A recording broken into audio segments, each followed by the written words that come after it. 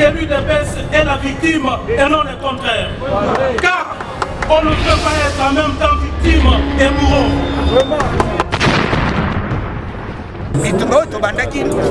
Avant, on a pouvoir, ils ont continué.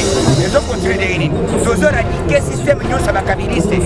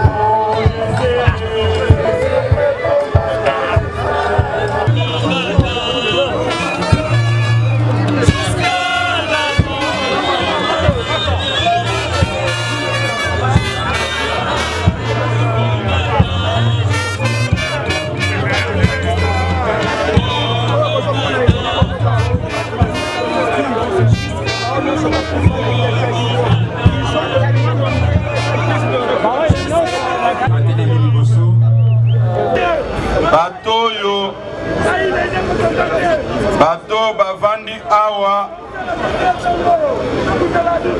bato batelemi liboso na bino baza bato oyo babungisaki bafamille na bango bato oyo batumbaki bafamille na bango lelo tout le monde a dit qu'il était important na niveau ya IDPS d'organiser journée oyo en mémoire ya ba martyr na biso. Contrairement ya ba oba bandai koloba ke IDPS eza parti ya ba milice otala ba veuve na ba orphelin batikali liboso na bino bino ba panzi sango omona pasi oyo IDPS tozwa yango tokosenga bango bakende ko s'incliner na esika tobongisaki en mémoire ya ba martyr na biso nyonso oyo to connaître avant tokoma lelo na pouvoir na kosenga bino po créer couloir moko awa po ba famille nyonso oyo ba se diriger bakende kuna.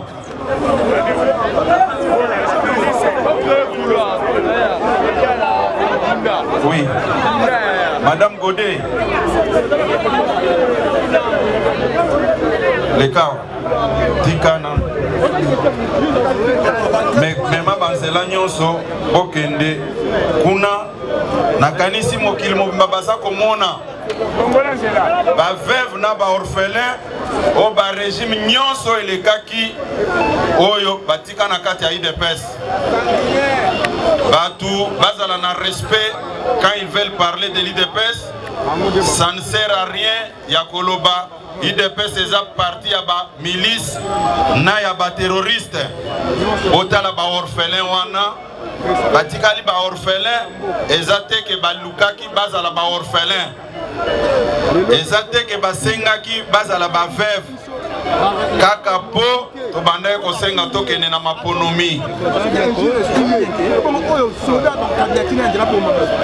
bandeko na bango bakufaki bazalaki basoda te bazalaki ko bunda na ndenge moko ya non violence na kati ya mboka na biso ndenge démocratie elobi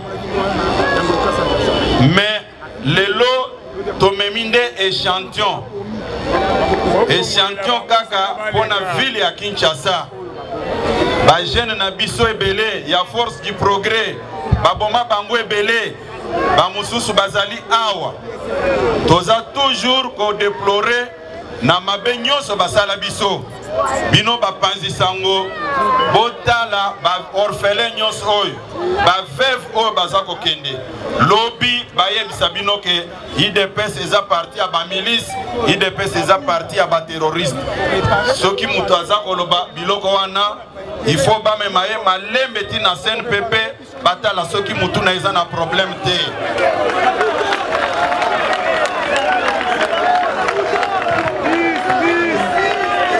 Na lobi boye ba jeune na biso ndenge bazali wana ngo mingi tokoki kondima te bobenga ba jeune nyonso ba milice ou bien ba terroriste eloko wana soki oki mutu aza koloba yango il faut komema ye na CNPP mutu na ye eza kosala bien te.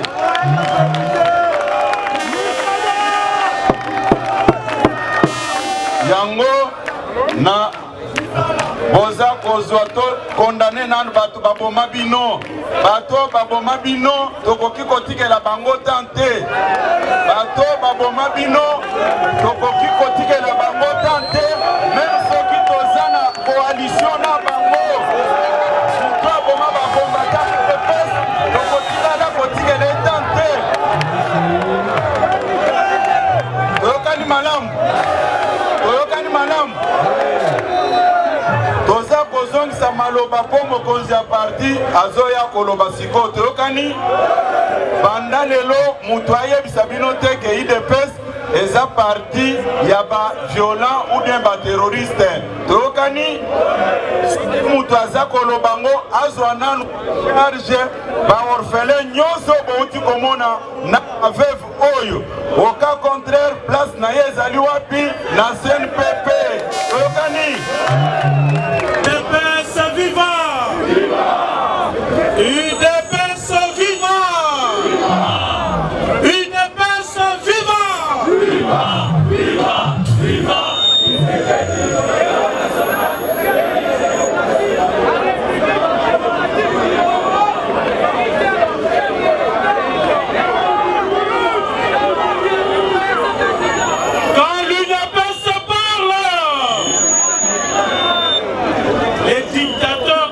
ensemble.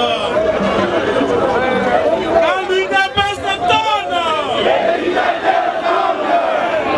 on l'appelle les antivaleurs fuir. Quand l'UDPS tonne, à nous.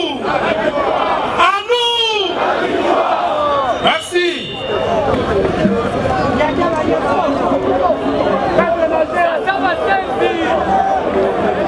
Monsieur le secrétaire général du parti, distingué membre de la présidence du parti, distingué membre des comités directeurs des ligues des femmes et de jeunes, honorables députés nationaux et provinciaux, monsieur le président des comités fédéraux, mesdames et messieurs, les responsables des commissions permanentes du parti, chers membres des familles des illustres disparus, combattantes et combattants, distingués invités à vos titres et qualités respectifs.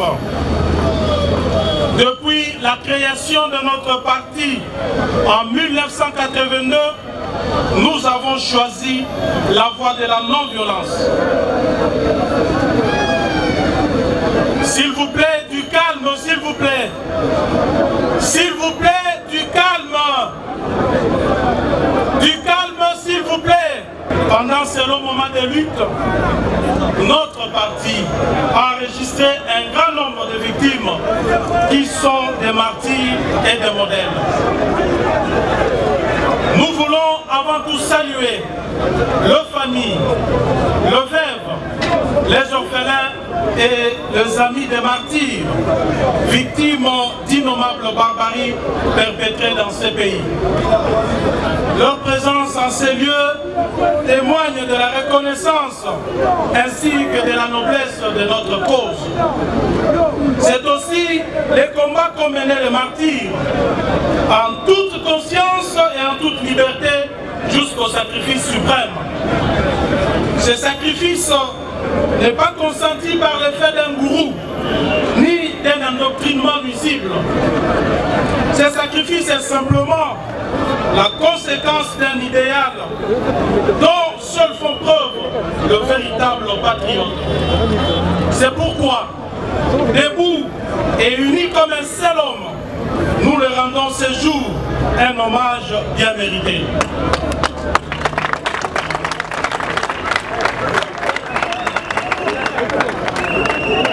En même temps, nous proclamons devant vous le caractère légitime de cet engagement pour la défense des valeurs qui fondent une république.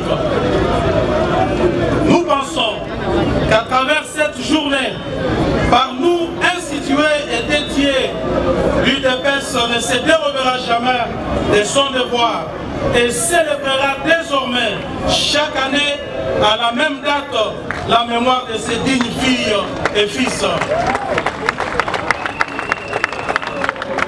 S'il vous plaît, je demande du calme. S'il vous plaît, s'il vous plaît. S'il vous plaît, je demande du calme. Pèse viva! Viva! Viva! Viva!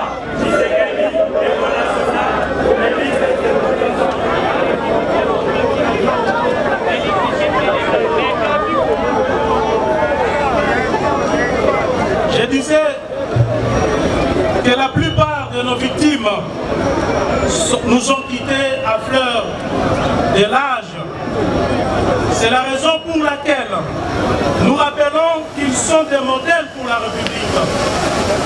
Dorénavant, dans la joie comme dans la tristesse, nous prendrons sur eux l'exemple de courage et de détermination à toute preuve. Leur sens élevé du sacrifice nous inspirera pour toujours. Ils sont avec nous dans ce combat pour la démocratie et l'instauration de l'état de droit éternellement indissociable. Alors, à ceux qui se demandent pourquoi célébrer aujourd'hui nos martyrs et pourquoi pas ne pas le faire hier, la raison la plus évidente, c'est qu'il n'était pas pensable hier d'organiser de tels hommages. Nous étions sous le feu du combat et celui-ci nous absorber totalement. Nous voulons par ces gestes symboliques non seulement réparer cet écart, mais aussi honorer la mémoire des martyrs et de ce fait nous convaincre, nous survivants, de la nécessité de continuer à tout prix leur combat. Depuis notre prise de conscience démocratique et l'engagement dans cette lutte noble, les chemins parcourus ont été longs et parsemés d'embûches. À l'instar des enfants d'Israël qui marchèrent pendant 40 ans dans le désert pour atteindre la terre promise, les combattantes et combattants de l'UDPS ont marché 37 ans durant pour parcourir la distance de plus ou moins 7 km seulement, séparant la 7e rue limitée au Palais de la Nation. Un parcours macabre, tant il est vrai que l'UDPS a, dans cette lutte, plus que tout autre parti en République démocratique du Congo, enregistré un nombre important de victimes. Ce parcours riche en couleurs et plein de rebondissements est la preuve indéniable que notre accession au pouvoir aujourd'hui n'est pas le résultat d'un deal politique. Elle est par contre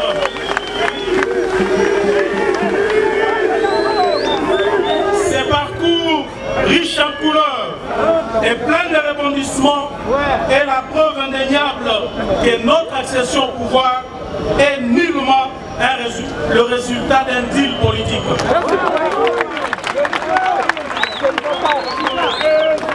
Elle est par contre le couronnement d'un combat reposant sur le sacrifice suprême de nos martyrs.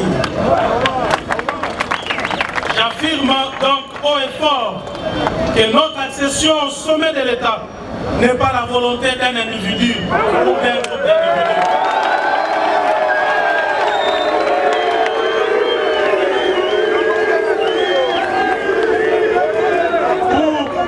Pour revenir à nos martyrs, il est important de souligner que le seul péché qu'ils auraient commis, c'est d'avoir eu foi en l'idéal de combat de nos pères fondateurs.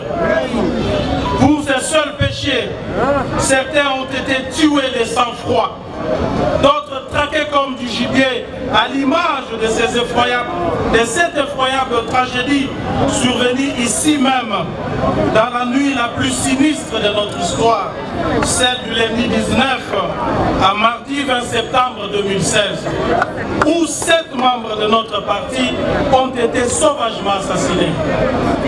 Alors que la pression exercée par l'opposition, l'UDPS en tête, se fut de plus en plus forte, l'adversaire, ne sachant où mettre la tête le jour, s'est transformé la nuit en bourreau haineux, surprenant ainsi nos vaillants combattants dans un moment de repos nocturne. Ils étaient des responsables de famille, bien sûr. Ils étaient là parce que convaincus que la vie n'a de sens que quand on défend une cause noble. Ils sont morts pour un idéal de combat. Ils sont morts parce qu'ils avaient une autre idée de la République. Ils ont vécu loin de leur famille des terribles moments d'angoisse que personne d'autre que ne peut avoir la décence de décrire. Combattantes et combattants, distingués invités. Alors que le massacre se commettait sans encombre au milieu de la nuit, réduisant tout ensemble et brûlant vif des êtres humains, un détachement de militaires déguisés en policiers, pourtant longtemps en faction permanente devant notre siège, ne bougea pas d'un seul doigt pour secourir de victimes. Une telle attitude de la part de ceux qui sont censés protéger les Congolais est indigne et scandaleuse. Elle renforce la thèse d'un crime d'État hautement planifié et exécuté dans le but de choquer la conscience collective, de semer la terreur et de répandre l'effroi, d'autant que ce massacre ne donna par la suite lieu à aucune enquête sérieuse de la part des autorités de l'époque. Tout était donc fait pour punir et traumatiser. Ces crimes ignobles, à la fois indescriptibles et imprescriptibles, témoignent de la cruauté et de l'absence de l'humanité de la part de ceux qui, aujourd'hui, tentent de nous donner des leçons.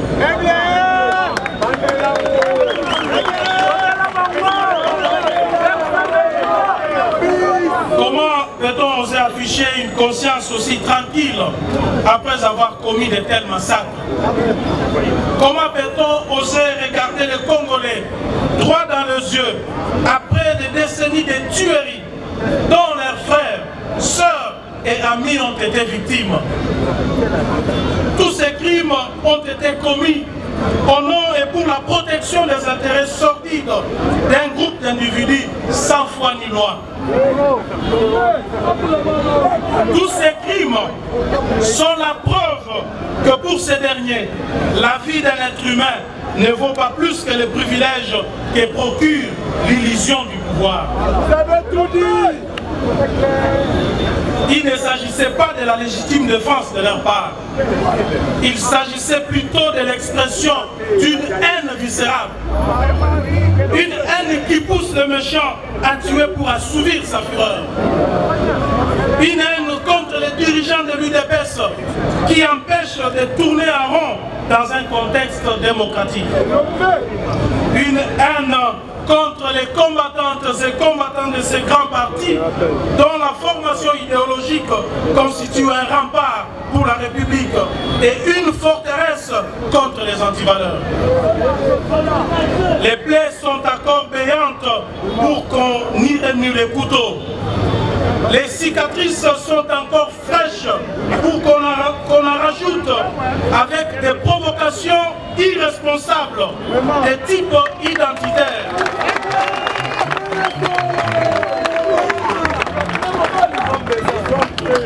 Les cicatrices sont encore fraîches pour qu'on en rajoute avec des provocations irresponsables de type identitaire, telles que les ennemis du peuple nous en donnent chaque jour le preuve à travers les réseaux sociaux.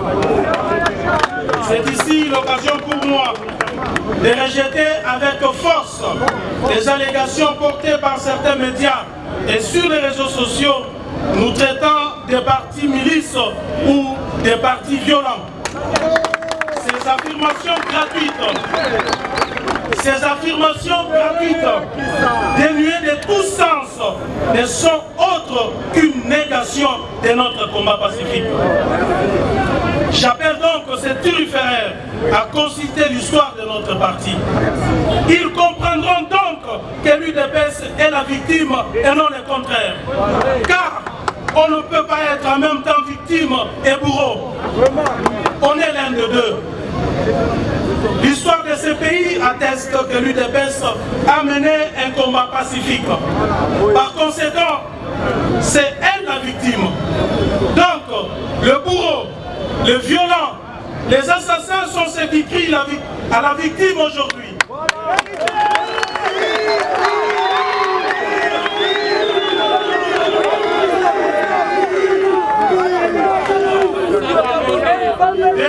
Dès notre accession au parti, dès notre adhésion au parti, nous signons un formulaire d'adhésion qui nous oblige à respecter l'option de la non-violence.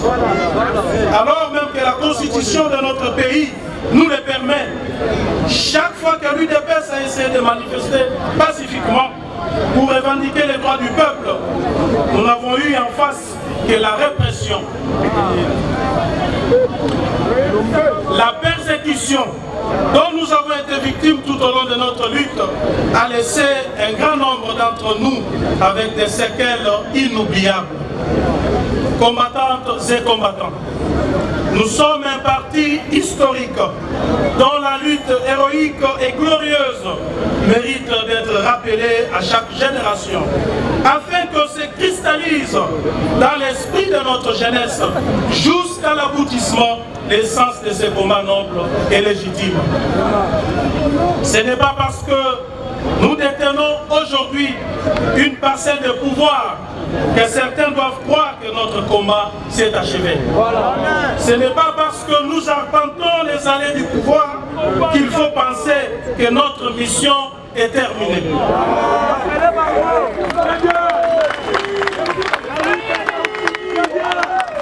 Ce n'est pas non plus parce que nous occupons des postes ministériels, des mandataires, qu'il faut lâcher prise.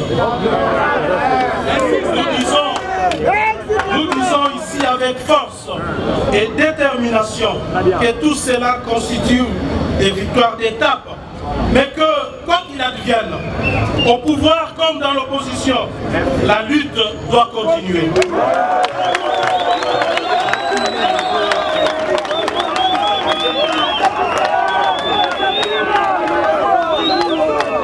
Elle doit continuer aussi longtemps qu'il y aura des pesanteurs empêchant la bonne marche de la République.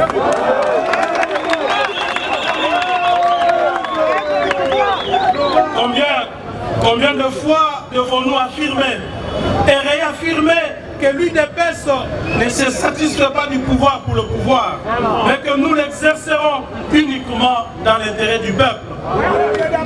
C'est là parce que nous n'avons pas le droit de trahir les combats de nos pères fondateurs.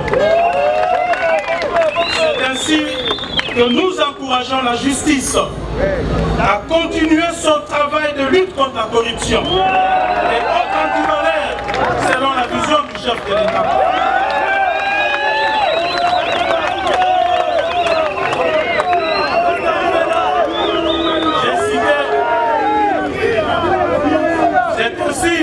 C'est ainsi que nous encourageons la justice à continuer son travail de lutte contre la corruption et autres antivaleurs selon la vision du chef de l'État, Félix Antoine Tshisekedi Tshilombo.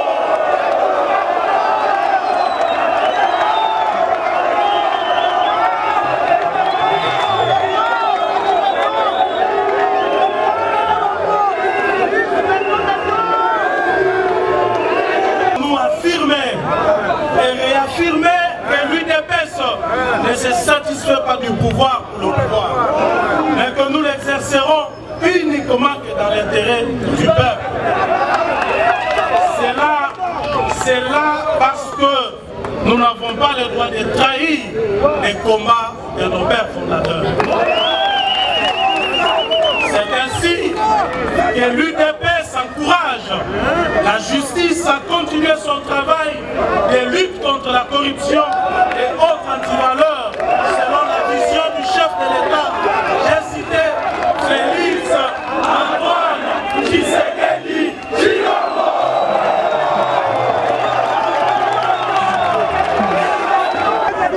Notre justice doit être aidée par d'autres structures de l'État, ainsi que par toute notre population qui doit dénoncer tout acte qui va à l'encontre de son bien-être. Combattantes et combattants, les batailles décisives sont en perspective et il nous faut encore tenir bon afin que notre mission, celle nous léguée par nos pères fondateurs, s'accomplisse. C'est pour nous à la fois un grand honneur et un devoir sacré. Nous avons trop souffert de martyrs que pour pouvoir aujourd'hui abandonner ces combats. Nous avons trop vu le sang de nos frères et sœurs se répandre pour désormais prendre des distances avec ces combats. Nous sommes une génération née dans les combats, façonnée et marquée par lui pour de grandes victoires qui libèrent. Oui, nous sommes une génération qui veut continuer à écrire une page de l'histoire politique de ce pays plutôt que de la subir. Oui, nous sommes cette République consciente que son destin ne se joue nulle part ailleurs qu'entre ses mains. C'est l'unique chance que nous ayons pour faire avancer notre pays. Ainsi, nous pouvons affirmer avec fierté que nos martyrs ne sont pas morts pour rien. Ils sont morts pour une cause juste et nous les célébrerons. Que vive la mémoire de nos martyrs, que vive l'UDPS, notre cher parti, et que Dieu bénisse la République démocratique du Congo.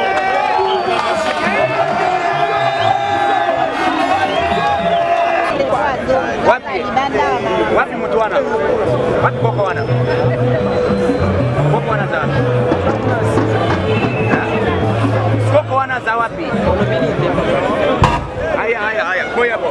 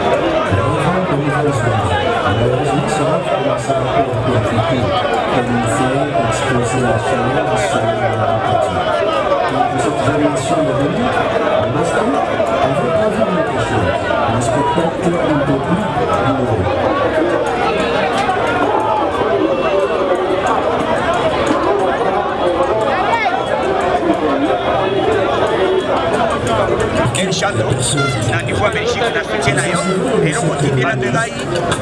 Je pense et comme donc voilà, na lobby que nous connaissons c'est comme nous connaissons na kuikoneza la ndenge na kukomisa yango pe na kuider des combattants. Voilà les locaux combattants, asi les locaux yo adai koka peut-être les lois ça dans la carte il y a les peuples d'abord. Voilà ba initiative pour tous ces congolais nous c'est que tout bozali pour soutenir les combattants. Nazi yango na lebi na 500 francs na 50 bafuti yango 90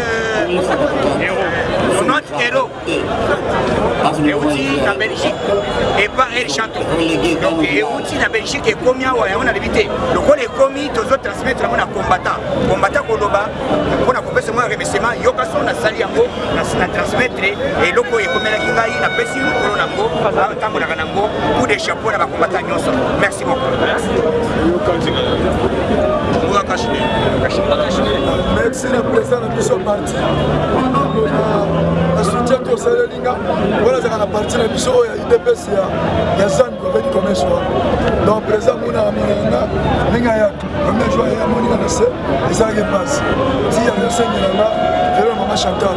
En tout cas, maman, ça ne va pas pour la Bola moto ça les gars. Tout temps pour le parti belé tout le monde a fait la politique. Il dit ça pour la merci pour la partie de la UDPS. Yokason. Non. On m'a dit sauter. Place aux alliés. Donc vous avez moi la partie. Ma pas pour les partie personnelle. Maman Chantal personne tambola. Ça passe à la. La moza voter maman Chantal. La zone dirigée par sous jeunesse. Football. La zone ça va ballon. La Fares. Soutien moi. C'est un soutien. Au Sunama. La fin de le quartier. Ça de 7. Ça de handicapé. Numéro de téléphone. Vous avez un numéro de téléphone.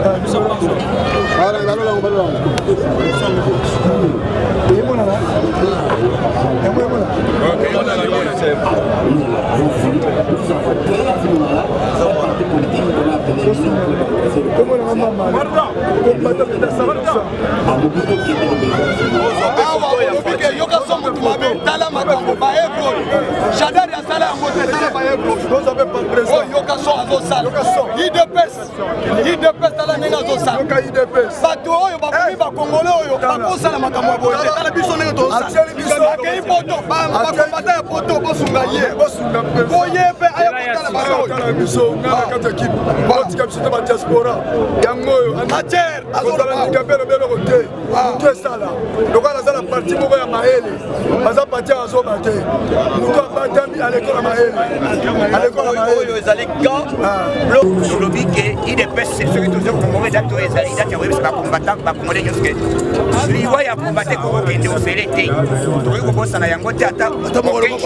donc les lots,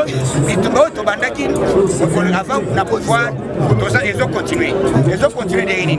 Ils ont éradiqué le système de l'Union les alors périmètre cellulaire. Tout ça va vous changement et d'ailleurs, avant toute élection, il faut qu'il y ait des recensements. Élection sans recensement, et ça lui votre trahison. Donc on dit ma élection,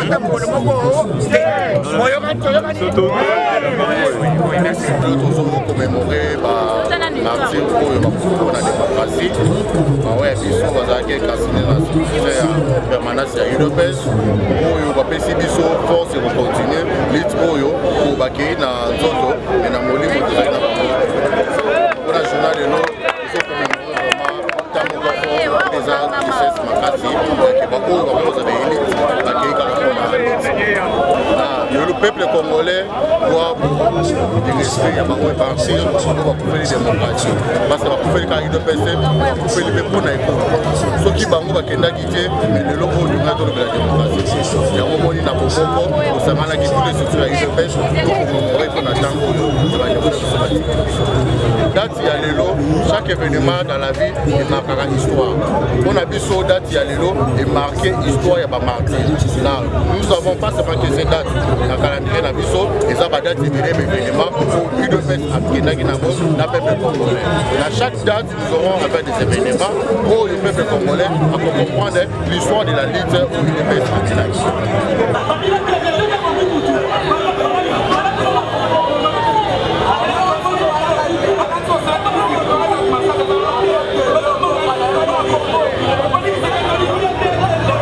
Son libéral demandera à ses militants pour obtenir l'attitude de Bébé. Il demande à ses représentations de rester calme et sereine. Ici, lorsque je sais que c'est pour la confiance de et il demande à la communauté internationale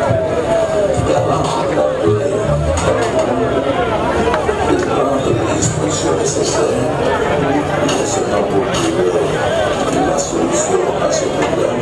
Les centres congolais puissent encore une fois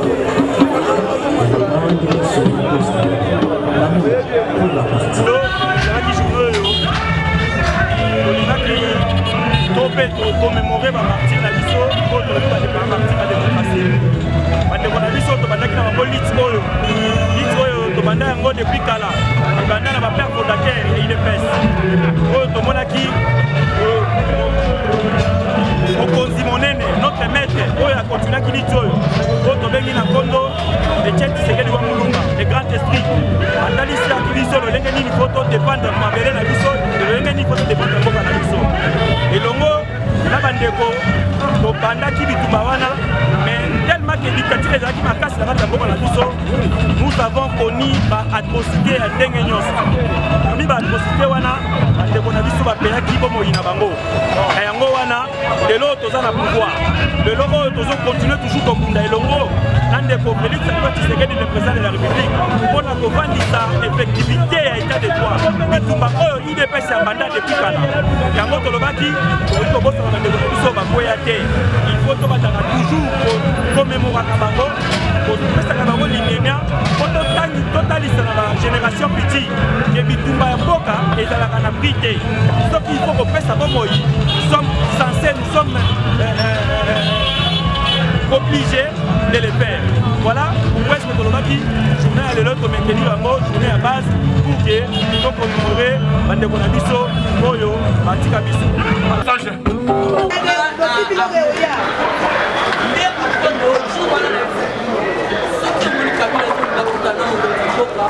esali po basolola makambo wana qu'est-ce qui se passe l'air kanamba yaki na sénat faci banani bakomisanga sénateur puisque sénateur a dit il ne peut pas siéger, il a violé notre constitution. Oui. Et de deux, Ndenga Zawana a déposé candidature. Et lui espérant que en 2023, puisque l'accord Nabango a été révélé par Némi Moulania. Ceux qui ont l'andaki Némi Moulania à l'Obakini. À l'Obaki, accord autosigné na Fachi, et Zali en 2023, Bapé Sabiso Bokonza. Alors qu'est-ce qui se passe? Lobby Siko Farah Fachi, Farah Siko Chilombona Kanambe, tête à tête. Fachi très déterminé. Kanamba yeko basolo mangambotali, ba magistrature wana na mangambotali. Mais oui, likambo yena ngo yangwana. Na likambo coalition. Fachi nda tala lobby mais non. D'ailleurs nazako ko yebisa déjà bientôt sera la mise en place des nouveaux gouvernements.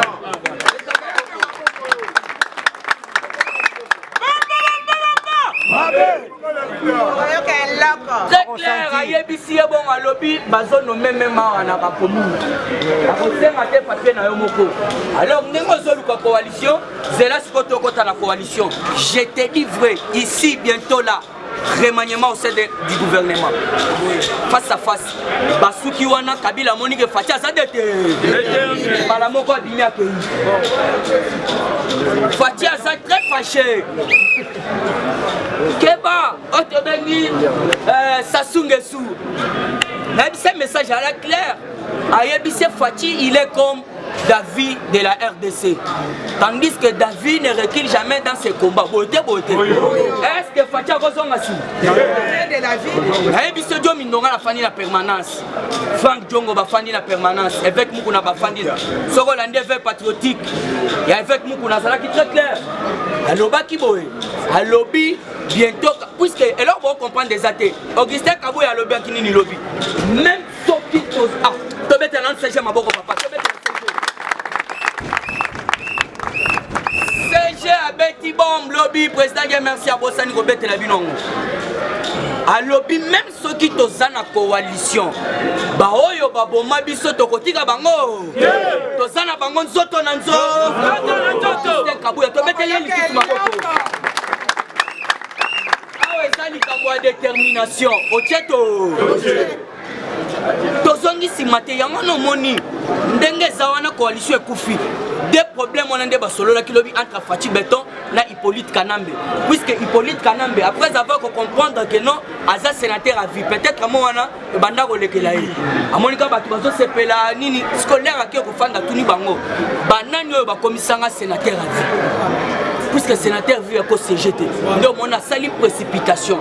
Et puis tellement likambo magistrature au Fatia Noma yaya. Ce que moni kabnamba zoya kaka na likambo auto bengi ba magistrat. Que ba cop na yezala ki wa. Mais Fatia très sage bolandi te ba media mususu balobi auto bengi avion na ye ya équipe et sali crash pardon a moni que manœuvre ça na avion a retourné. Fallait que l'équipe d'avancer que Goma. Mais c'était quand à lobby wana to moni avion na ye équipe d'avance et comprendre qu'il y a un pan technique alors vous devez comprendre puisque awa bayebisi Fachi Boy et pas États-Unis d'Amérique puisque bayokaki déjà kolela ya Union européenne à lobby bacrimonio surtout exact créé na RDC. Il faut les aller juger dans la RDC. Alors il faut créer un tribunal pénal international au Congo. Il y a un yo qui s'est lobby. Nous surtout baboma biso tozana bango nzoto nanzo. Donc tokosila na bango nde awa. Yango na ko peso contre andi ya Fachi na Kanambe mutoko sauter. Fachi très déterminé. Ayebisi kutu Kanambe makambo coalition aboué. Bientôt mise en place d'un nouveau gouvernement. D'accord monopolisé parole te. Ces jeunes a biso conseil biso to filate. Mais nous avons permettre la qualification. Et sa qualification, c'est un flatteur, un excro, un menteur, un tribaliste, un aliéné. Lui, c'est pasteur de l'île.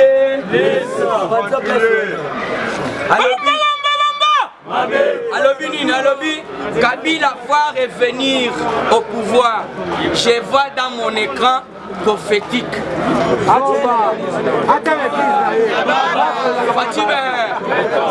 Tozana corona nzamba tikala kolakisa ete.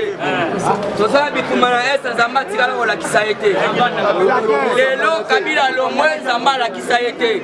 Kosonga ya Kabila nda nzamba alakisi ye. Faut comprendre tozana ba pasteur mususu ya nzala. Bata kolinga ete ba ya bongo kuna me basali réputation mokonza mboka. Yaya lomwe lelo ya accord. Fatih moko sunaki bango na est. Là ba chaîne internationale ba tourner. Papa, pouvez-vous nous expliquer quel accord existe entre vous et le premier et l'ancien président? Mais non, ce type-là a sécurisé c'est tout et consort. Et je le permets ceux qui se basent en accord pas brandir encore la portée de tout le monde. S'il est là, et on a monnaie à travers les Mingulania, la Bimissi Yango, oh Bango Balobati, que non, en 2023, oh, que ça ne doit pas. La jeune déjà na sina yebisa kibino. Est-ce que Kabila ko bomba mbongo na to banda ko le muke na CPI? Eza wemo. Bomba mbongo na ba ko sister yo mbongo nyonso.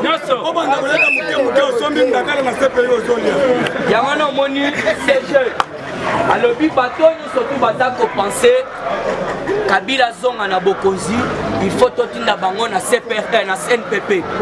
Donc bato wana mito zo sala diete.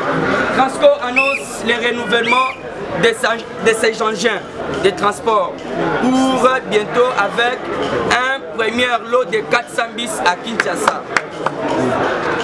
Toujours dans cette actualité politique, comment gérer les 70 groupes rebelles au signé un accord de désarmement? Est-ce que Bakoko de Savalamo on a armé? Puisque Batouana, Batou il faut pas juger Bango. Malgré qu'il y a un processus, il y a des armements. La samedi, il y a 70 groupes. Groupe Morotosan a plus de 800 rebelles à 500.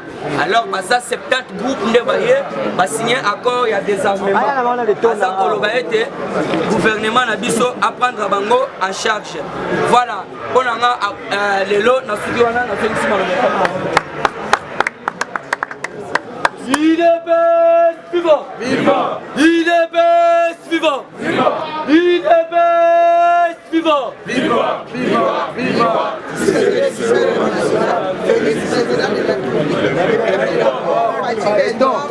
Merci combattants et combattantes.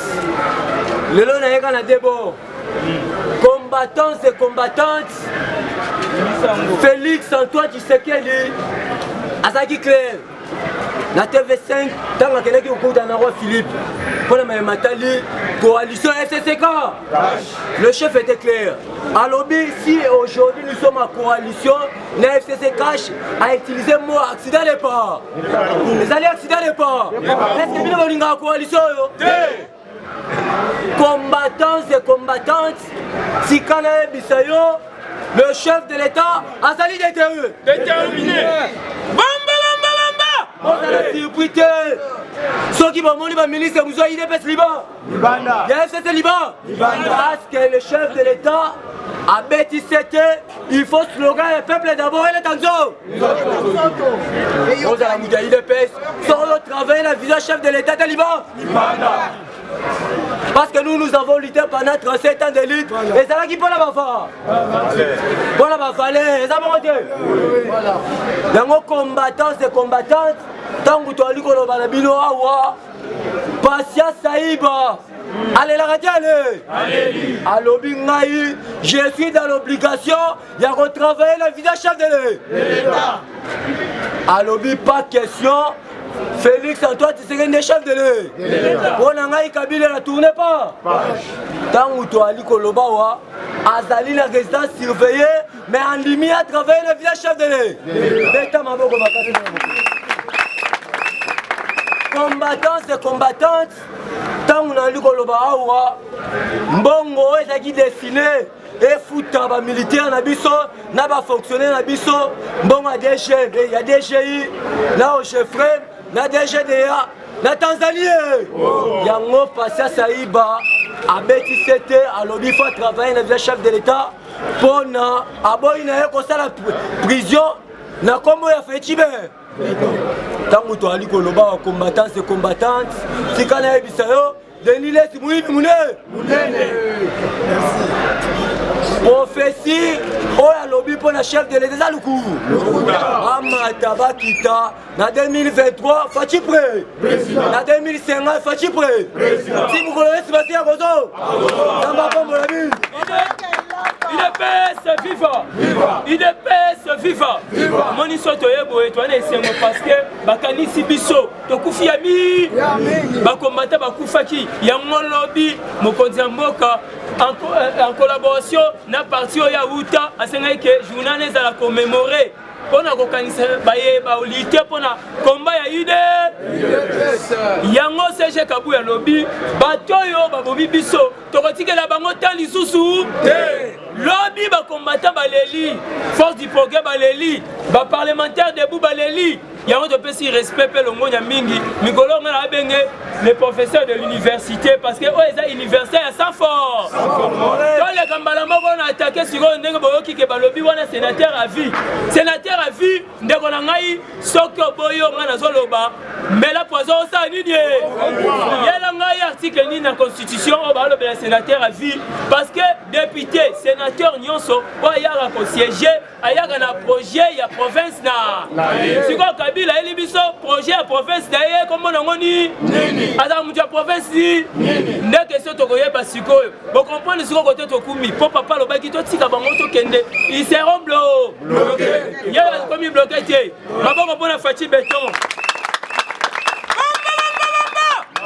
yango to rappeler mabunda biso to fingi yete mais to sengi na yo boye ya koleki na top Congo mabunda pesa biso frais montant to budget ya fonctionnement ya parlement est-ce que pesa ki yango pesa biso salaire ya ba député bazwaka ko apesa ki yango ye moko président assemblée azwaka ko alobi yango te siko wana toloba susu ofini ye tozo dénoncer ka peuple a besoin ye ba feri yango to kiti tolobi les années wana sikoyo directeur oni par banini pona recensement et singa biso 10 ans na 10 ans wana sikoyo wana nesa onip et faut te mettre thème les to na recensement ya 10 ans est ce bien que na village musu quand même ko raté na village ça raté bien bien tout na Félix to ko tina village wa mike kata kwa kati kuna parce que kuna village ça raté quand même ça raté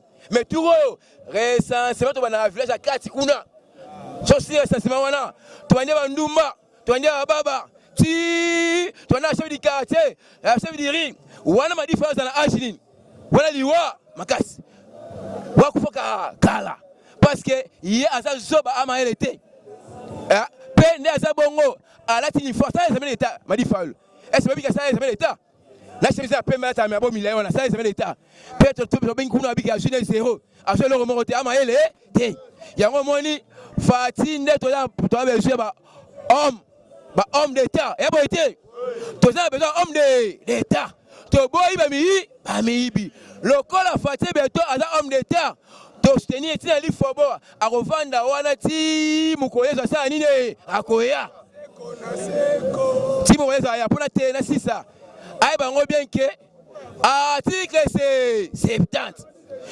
to sa remise et reprise dans ici Christ ayeti na c'est to sa remise et reprise je dis et je vous remercie. En français, la mémoire est une faculté qui a souvent un peu oubliée. Alors, on ne peut pas compter les présents sans se rendre compte du passé. Ah, la coïncidence, il y a une coalition soi-disant. Et ça, on est ton dimami, tu collaborer moi les mais au bétanga li ko filmo ba etika cicatrice. Ozo manga, ouais ça ba triste mémoire. Faut boye ba tanini oyo IDPS to bandi bagar, boni to kufi. Alors tellement to kufi trop photo le la kaka babi bembe wana vous comprendre parce que babi bembe le kaka qui est belé photo le la bango kaka alors problème c'est ça c'est quoi ça boy to so senga na fameuse Union africaine na fameuse Union européenne de venir enlever cette cacophonie de Hippolyte Kanambe avec son conglomérat des aventuriers à FCC vous comprendre parce que nous avons vécu la barbarie. Ça, donc c'était du voyoutisme. donc nanu tomona donc banditisme ya boyete ya monsieur Kabila tala bato batika biso bazebele to perdre batebele kaka donc avec toujours Hippolyte Kanambe donc eza babilembo ya relaxer bino ke bota le loko basala et puis tolobi boy ni tete appui ça donc c'est-à-dire les États-Unis d'Amérique nde biso lelo toza enaki bokonzite malgré babibembe na biso tozo le la bango ndenge bakenda batika biso mais Dieu merci nous sommes en pouvoir tovandi na kiti malgré tovandi na kiti yango mais bitumana no esilite yango moni na hymne du parti na biso tolobaka l'IDPS vaincra donc c'est-à-dire la lutte continue donc c'est-à-dire quoi tozo bunda siko na système Kabili. Donc maintenant, les systèmes qui nous dérangent, c'est que faut que le système oyo pour babuso bosi la yango moni et ça quoi neti au betanga li kofi moka kaletika nga elembo moela bosa nango et ça te donc kolimbisa moteza bosa na likambute ndi angwana alors to sengi na bino bon makambeza na belé na moni air moko to robenga na sous parce que ça c'est votre M de serviteur internet satellite RFI de l'IDPS. Plus 243 97 20 44 203 plus 243 97 20 44 237 donc na moni faut s'attendre à suivre pour le bilan il se passer ma mesé belé je dis et je vous remercie maso toza awa pona commémorer normalement ba image hommage plutôt ya bande konabiso oyo bakufaki oyo régime ya sanguinaire régime ya vesinga kufu Kabila oyo basakajaki bango yangwana toyebisi bango lelo tosangani et l'obité que nous sommes en état de droit en tout cas ce que le kikuno tali ba photo za participer mawa ndenge bande ko na biso batumbama ndenge bazali eza participer mawa yango lelo tozala image pour na bango to commémorer image na bango de deux na koyebisa na batu nyonso tu oyo bazolo bako IDPS boye ba yango ce qui chef de l'état le baki a refusé l'année passée mais justice a refusé l'année passée bande ko na biso bako ke pamba boyete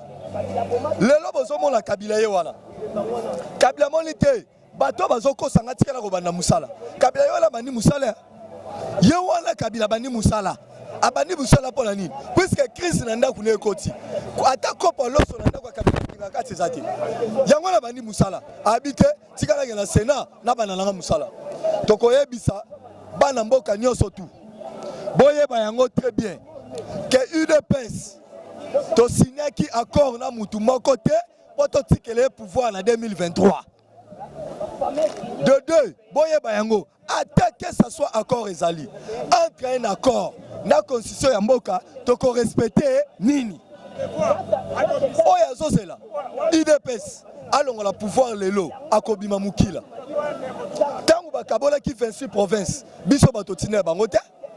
Comment fait-il le seul pays dans le monde entier où tu as une pièce d'identité? C'est la République démocratique du Congo. Donc comment on a carte électorale de pièce d'identité? Il y a un président Félix. Et ça président Félix c'était Tosengi Bango Boye. Avant qu'une élection, il faut les canaux d'identification. Nous avons combien de Congolais? Bandet au Kangama que nous sommes 80 millions d'habitants. Est-ce que tu as 80 millions d'habitants? Yango to yebisa bango oui moi la mboka loba na pona répondre événement o ezaka ya peuple na IDPS je pense ozo kabola pasi na bande ko la biso o baza na est événement o ezala batu nyonso tu o bakufa ezala ya IDPS na o ya est ba massacre o régime ya Rwansinga kufu o ya salaki yango na tozala bango ensemble lelo na ko yebisa bino ngai nous avons trois présidents parlement debout et bafundi biso. Eza président J.R. Wazali Bosso Nabino. Ezali Abecholi. Ezali ndeko na biso président Gilles. Mais to ebisi bango boy. Ngai na Janine Mabunda to ça la titre moko. Janine Mabunda za azo diriger parlement assis, nga na za président ya parlement debout. Donc avant bakanga ngai il faut Janine Mabunda na limité. Ba combattre ba longoli militaire na ngai après ba kangi ngai et loko peto yebisa bango bana nyonso tu ya est bampangi na betu bangwash ba oyo nyonso tu bo pede bande ko la bino lelo toza ana 10e miri pour commémorer vraiment l'image de Bandeko na biso l'ensemble. Et ça rapport à combattre UDPS cité. Merci vraiment. On parle de tribalisme. Ce qui te lobby, total dans le régime à Kabila, dans le régime actuel, ni autre tribalisme dans ma casse. Na compé ça un exemple. Na cabinet chef de l'État, parmi mes directeurs, il n'y a pas un Kassaye, Kassaye Kounazate. Namoko mutulazo yeb Sabino Awa. Nazali cardinal oba nomenga basi nomenga cardinal. Naza mulubata. Nga naza mutabandu 100%. Et tel que naza congolais, na landi voya raison. C'est Fati Beton. Makamba tribalisme, soki botali cabinet ya Kabila, nyo soto ezalaki baswahili na baswahili bakatangezi. Mettez le président Félix Elokasali. Oye na IDPS awa actuellement. Toyebisi ba ko réussir té. En plus la vie wana loko la pleine ya avion wana. Donc on t'a pas comprendre kabanga nous mikeba. Pona yebisa bino. Kabanga nous be fo yebelo komoko. IDPS toza makamba tribalisme té. Président Félix pouvoir oeza ya peuple congolais nyonso tout. Yango tokoyebisa bino. Boti kabiso to vanda. Tokende normalement la pouvoir on ndenge zokende tina suka. Je pense que bientôt bokoyeba que chef de l'État otoza le président Félix alingi makama tribalisme te. Ngai oyo eloko ni ba moninga mabe. Est-ce que la retourne ba diaspora question. Soki la lobby que Venzinga Kuvu alati veste na Commodore o Raja Kula sala clip na 1952. Est-ce que na fingi te? Na lobby ka tango yaki na Sénat alati Commodore o Raja Kula sala clip na 1952. Voilà royeb ça nous à l'aise. Tribalisme ezate chef de l'État lini bloc kwalate. IDP c'est un parti socialiste o zo sansabatu ni surtout. C'est cardinal Jira, je vous aime beaucoup. Numéro la maison plus 243 89 35 41 700. Ceux qui vont prière aux réseaux salés, mamikolo, na ba réseaux sociaux, c'est cardinal. Yene mutozo sala, on merci vraiment.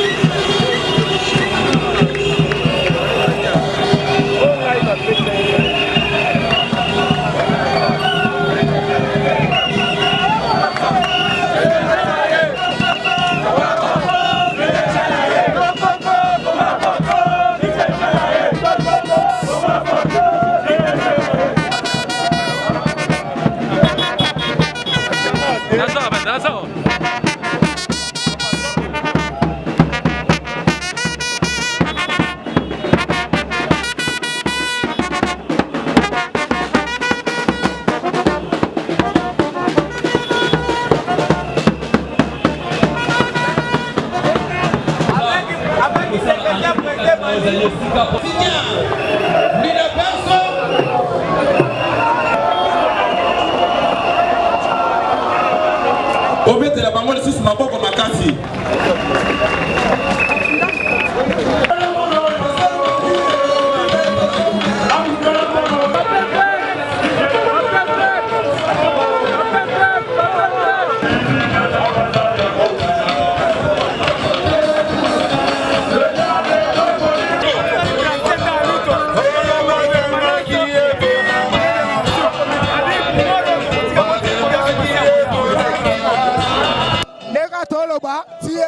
Président Gilles Lobby, Thié Soroya, nous mis sa pouvoir.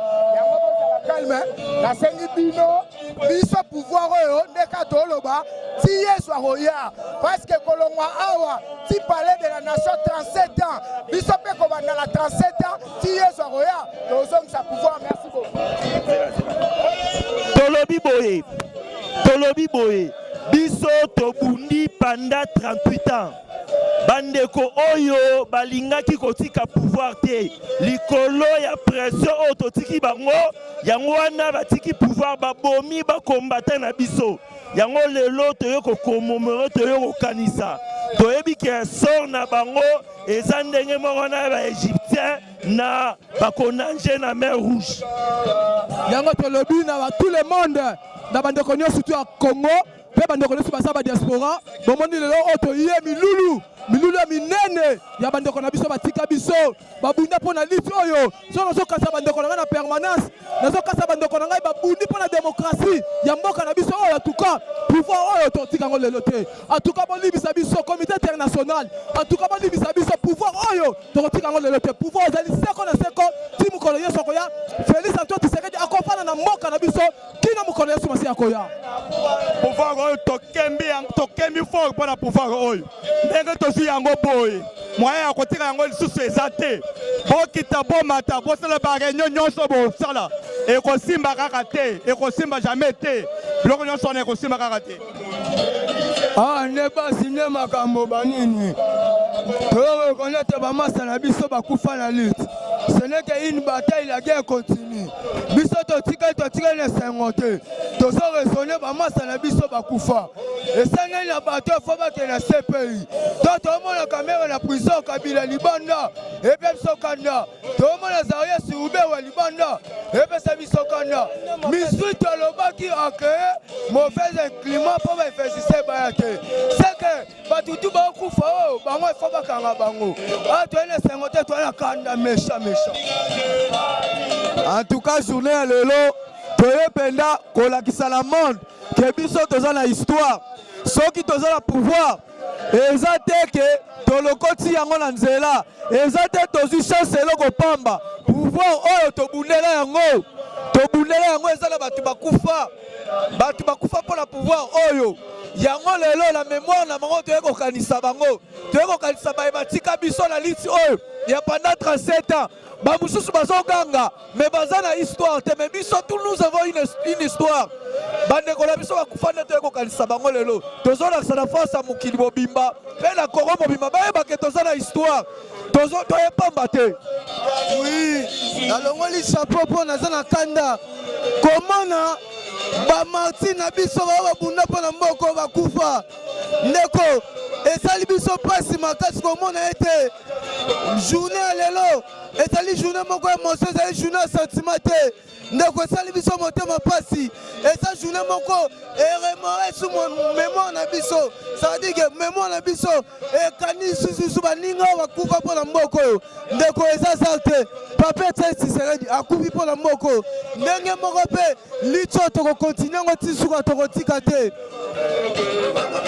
Ouais, en fait lelo toza mokolo ya le 20 septembre lelo toye kolela martyr na biso bandeko na biso oyo basala kokufa banzela na ba marche mokolo le 20 septembre lelo toye kolela bango vraiment biso fachi progrès elongwa ba combattant nyonso toye pele kolela ndeko na biso pasi eza biso ya motema bandeko bakenda kasi bituma ko babundela lelo oyo tozwa elonga bituma ko tobundela mikolo lelo tozwa elonga toza fachi beton toza fachi ka mokonza mboka moko ba combattant na bituma o papa etel abundela mingi na ba combattant yango lelo toye pele kolela combattant na biso o basala kotika biso ba martyr toza awa na kati ya kokomomero oyo ezali journée monene ya bamartyr ya UDPS oyebi ka UDPS ebundi makasi mpona lutte mpona démocratie yango lelo toye tocelebre mokolo monene mpona kofuta nyongo ya bayebaso bapesa bomoi na bango mpona lutte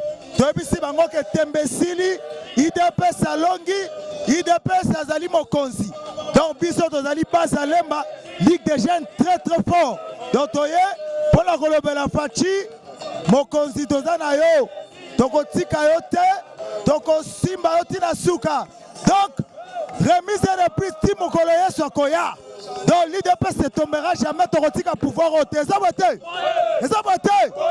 ganga basi beto poti beto maboko makasi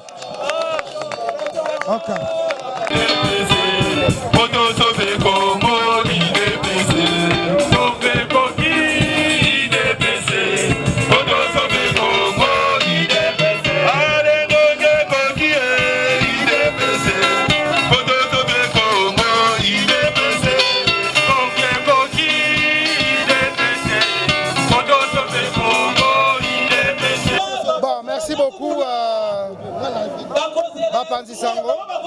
Je crois que journée à l'élo, ils allaient journée moko très particulière parce que les alliés Mukolo tous allés commémorer premier anniversaire et surtout première commémoration. Il y a journée des martyrs. Il y a un de lobby. Ensemble nous sommes forts, mais divisés nous sommes faibles. Sous le leadership de président Aïe Jean-Marc Kaboun et du leader secrétaire général Augustin Kabouya, le Lobomoni Bana Nyoso Aïdepes, Baye, commémorer journée Oyo, Ezali très significative pour Nabiso. Et puis en plus, Ezali témoigner notre attachement na Baero Nyoso Bakenda et surtout commémoration et Alelo. Et Ezali Kosala a été le peuple d'abord pour nous ne sera jamais un slogan, mais le peuple d'abord sera un mot d'ordre de ralliement. Nabatu Nyoso Bazali Kondi, mais le pouvoir au peuple appelle ça Gibiso. Yaronde Tolobi à chaque fois, tant que Tokotala action, mouvement, de comportement à Batu Nyoso Bazali institution, ça va nous permettre que Tokoka Komizong Sananzela, Beto sera toujours au service de la population congolaise. Voilà.